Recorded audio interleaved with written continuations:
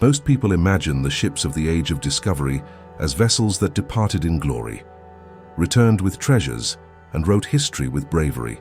The truth is, most of those who boarded never lived to see any destination, and almost always, food. The lack of it was the real killer. On Portuguese, Spanish, English, and Dutch ships from the 15th to the 18th centuries, food was a problem from the very first day of the voyage. There was no refrigeration. The ships were wooden, stifling hot, and poorly ventilated. Food had to last for months and resist heat, humidity, and contamination. The basics of shipboard diets, what was eaten on board, was extremely limited. The standard diet included salted meat, jerky, or pork fat, heavily salted to preserve it, but often rotted before the halfway point of the voyage. Hardtack, ship's biscuit, a hard dough made of flour and water, baked until it turned to stone. It could last months, but was often infested with larvae and weevils. Dried or salted fish, cod and herring were common, but their extreme salinity required them to be soaked for hours before consumption. Dried grains, beans, peas, lentils, all required long cooking times which consumed scarce firewood. Flour and cornmeal, used for porridge or gruel. Water stored in wooden barrels quickly became contaminated with fungi and bacteria. After weeks, it tasted like mold and sludge. Wine and beer, used to preserve potable liquid. Citrus fruits, rarely. Lemons and oranges were brought in small amounts to prevent scurvy, but usually reserved for officers. And because of this scarcity, they suffered from an invisible tragedy: scurvy. The crew's greatest enemy was invisible, silent, and relentless: scurvy. This disease, caused by a lack of vitamin C, devastated sailors.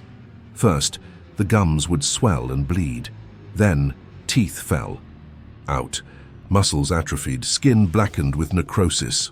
And eventually, death came slowly.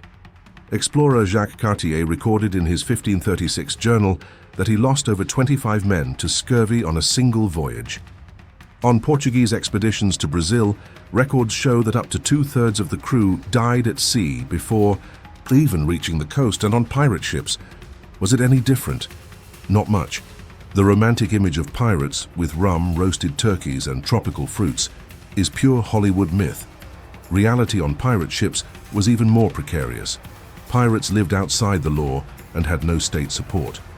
Their food came from whatever they could steal, hunt, or barter for. When lucky, they raided merchant ships and found meat, fruit, or wine, but most of the time, they survived on dried portions of salted meat or fish caught during the voyage. Dried corn, flour, or rice, when accessible in Caribbean or African ports. Rum, used to preserve food, keep morale up, and sometimes numb the pain. Water stored in barrels, usually putrid within weeks. Tropical fruits, only when docking on islands, which wasn't always possible. In many cases, pirates also suffered from scurvy.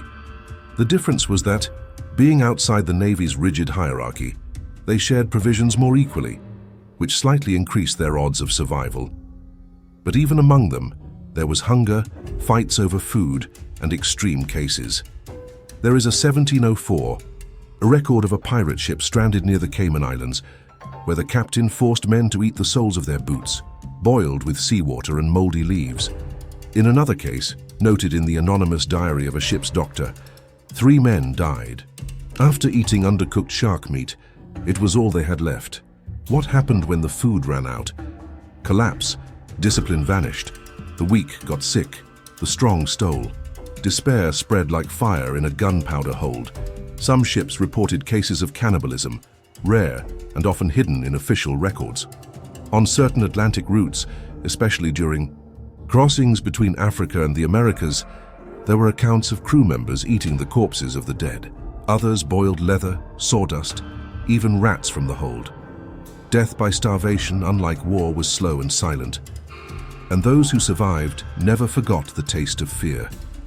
Aboard a ship during the great voyages, food was power, and whoever controlled the food controlled the men.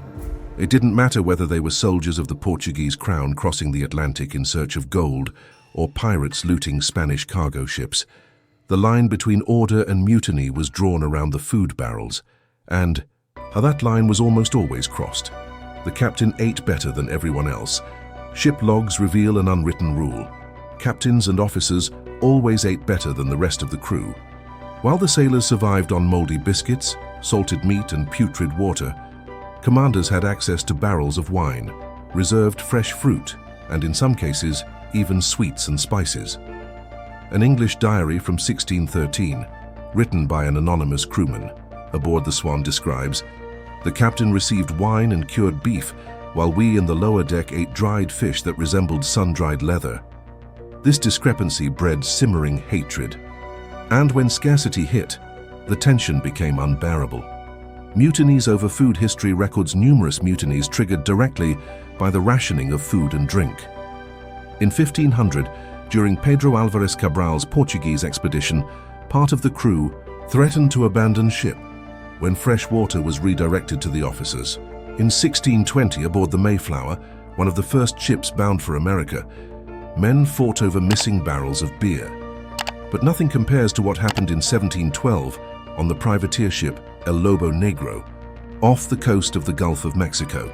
A barrel of wine was found hidden in the first mate's quarters. He had kept it secret, away from the eyes of the crew, while the men grew dehydrated and ill. That discovery was enough to spark a revolt. The Bee, first mate, was thrown overboard, tied to a sack of rotting flour. There was no trial, only desperation. When food becomes poison, as time passed at sea, many provisions spoiled, and no one could tell. Ship biscuits developed invisible mold, salted. Meats accumulated toxins. They ate them anyway. Eating became a game of Russian roulette. And the wine, treated like liquid gold, also killed. Many barrels were contaminated with bacteria. Others were adulterated with lead or mixed with seawater to stretch supplies. It was common for sailors to go into delirium, lose consciousness and die with foam at their mouths after drinking. Still, many preferred to die that way than continue starving.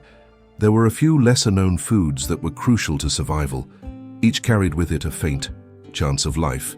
And because of that, they were fought over, traded, and hidden like treasure. Dried peas. They lasted longer than regular grains. After hours of cooking, they became a thick soup that sustained the men.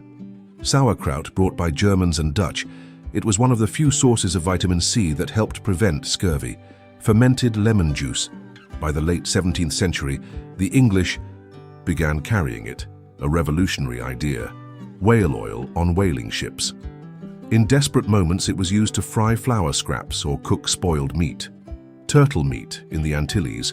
When ships docked, turtles were hunted and salted quickly. It was said that one turtle fed 20 men. But these resources were rare. And every crossing was a gamble against time. The time before food ran out, before disease struck, before madness set in. And in the silence of the sea, the loudest sound was an empty stomach.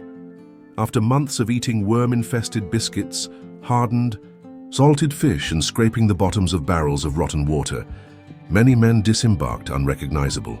Their faces were hollow, their teeth gone, their stares vacant, and a hatred for the sea that they carried to their graves. Some fainted at the first scent of fresh bread. Accounts describe sailors kneeling on the docks, weeping as they bit into an apple or tasted a simple piece of fresh cheese. To them, it wasn't just food, it was a miracle, but not everyone made it back. Death often arrived just as hope was reborn. In 1525, during the return from a Spanish expedition to the Indies, 6 crewmen reached the port of Seville alive. Exhausted and starving, they rejoiced. One of them, according to records, drowned as he ran to drink from the town's fountain. Another had seizures after eating too much bread too quickly. Their bodies no longer knew how to live. Even so, in time, new expeditions set sail, with new men, with the same moldy barrels. The food of the great voyages, forgotten in the dark holds of ships, was as important as the sails and the maps. It sustained empires, fed pirates, killed thousands, and today it has vanished from most people's memory. But if you listen closely on some lonely beach, you might still hear the creaking of the deck and the stomach of a hungry sailor, somewhere lost in time, begging for just one more biscuit, even if it's full of worms.